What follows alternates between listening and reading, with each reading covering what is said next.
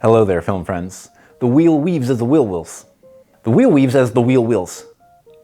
I said wheels twice. The wheel weaves as the wheel wills. The wheel weaves as the wheel wheels.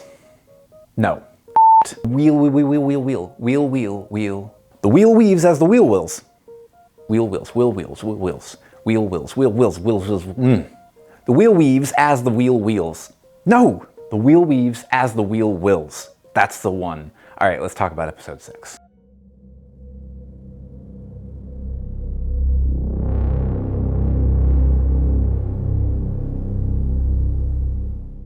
Hey there, film friends. Jonathan here with Story Arc, and we are shooting today in my garage. We are green screening this thing because I can't shoot outside. There are too many chainsaws. Yeah, it's not Halloween again, but I live in the Southeast. The tornado, I don't know if you saw it in the news in Southeast US, there was a pretty nasty tornado, did come through nearby. We didn't get much of it. Fortunately, our neighborhood was largely unscathed except for a lot of fallen trees, some debris, and gutters missing, that kind of thing. We lost our cabana, but our house, fortunately, and our family and our cats, everybody's okay. That said, can't shoot outside, chainsaws are too loud. What we're gonna do today is gonna be a little bit of review, a little bit of my reactions, and a little bit of my predictions even, because I've had a few theories percolating, and I think this episode really set them in stone a little bit more than it had before. If you're afraid of getting anything spoiled for you and you haven't seen the episode yet, go ahead and duck out now and go watch episode 6, and then come right on back and let me know if you agree with my review and reaction. So I really loved episode 6. I think the pacing was generally pretty great. Every now and then, I think it kind of lagged just a touch simply because this was an episode without any real true action. And in a fantasy story, if you drop all the action out, it can maybe start to lag to people who don't know what's coming next. I think that's been one comparison between myself and the book readers, is just the non-book readers like me don't know what's coming next, and I think a lot of the season and the series has depended on that idea of, oh my god, I can't wait till Egwene does X, Y, or Z, and we don't have that. That said, not really much of a complaint because it was still a very interesting episode. I love that this episode, despite being an ensemble show, was basically the Moiraine show. Just so much more character development for Rosamund Pike's character than we have had up until this point. Up to now, we've been told Moiraine's a blue, the blues are spies, she's the spy, but we've never really seen that Moiraine can spy good. Is that a thing? We've never got that 007 kind of vibe off of her. We've never seen that that intrigue yet, really. We know that she found the 5 potential dragons, but, you know, anybody could find a group of people. She'd go, oh yeah, these people were born in this town, cool. This episode really locks in on Moiraine is a spy, and she's damn good at what she does. Getting into spoilers just a little bit here, because I do want to talk about specific scenes. The introductory scene really threw me for a loop at first, because we're meeting this random girl, we're meeting her father, we have no idea who they are. As a non-book reader anyway, all we know is, all right, they're showing us this must be important somehow, but how? I want to get back to the other characters. And then bam, tattoos matching up. Oh my god, the clever little Pike is Siuan Sanchi, the Amyrlin seat. They're the same person. This highest seat in the land, most powerful woman possibly in the world, is that same little girl from a little poor town, and same person, right? And I loved how the writers played this. As a non-book reader especially, you meet this little girl, you think, oh man, if she gets out there, she's going to try and change the world because she's got this background where people have hated and feared her and she had to leave her dad. But then you meet her in the Great Hall, she seems like a total asshole, right? We've already been told that she is not friendly with Moiraine. We see her flexing her position. She seems like an elitist now, nothing like the little girl that we met before. So we expected some humanity. And then the writers twisted again, bringing us back around to Moiraine and Lan's interaction, where Lan seems to be concerned with her. If you're a non-book reader, maybe you thought, you know, unrequited feelings, something like that, but no.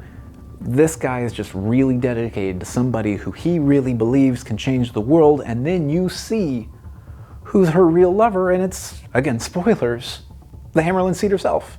It's that little girl, the clever Pike. And I loved that twist. It gives Moraine so much more depth. It gives the Amyrlin seat so much depth. It makes them both perfect spies. I mean, in a world, they're in a tower full of people, themselves included, who literally cannot lie, right? They're not allowed to lie, and they've been able to pull this off. So kudos to the writers. That was brilliant. I love that. And book readers, I would love to know, was this an actual twist from the books? I would love to hear that in the comments.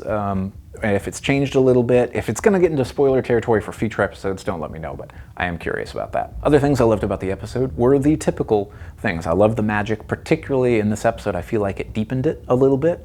Scenes like the exorcism of Matt with the dagger gave us a little bit more just intrinsic knowledge of how the magic works.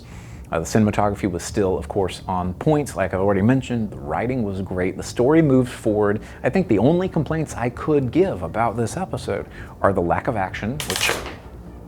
Oh, my light dropped. That scared the crap out of me. Lack of action, which I can totally forgive in light of how much character development we got, and the lack of the rest of the cast. And we did get to pull them all together, and we got to see that it was Moraine pulling the strings there, that she was keeping apart who needed to be kept apart. It was particularly notable to me that Egwene and Rand were kept apart until Moraine had put all the other pieces in place. That was great, but it would have been nice to see some more development for them too. So, minor complaint, I totally get why it had to happen. Overall, I think this episode was great. I do love that we got a little bit more in the epic side of the magic with the ways near the end. Love the ogre or ogre or whatever he's called, by the way. Absolutely love that character.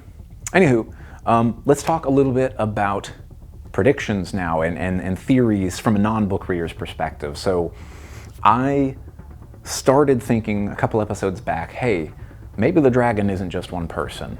There were a couple clues laid in there, I think, but it wasn't really hammered over the head. We were really led to believe early on there is one dragon. Which one is it?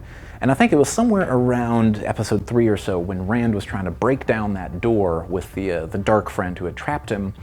And he does so, and we see that strength from him, where I thought to myself, that guy is not the dragon.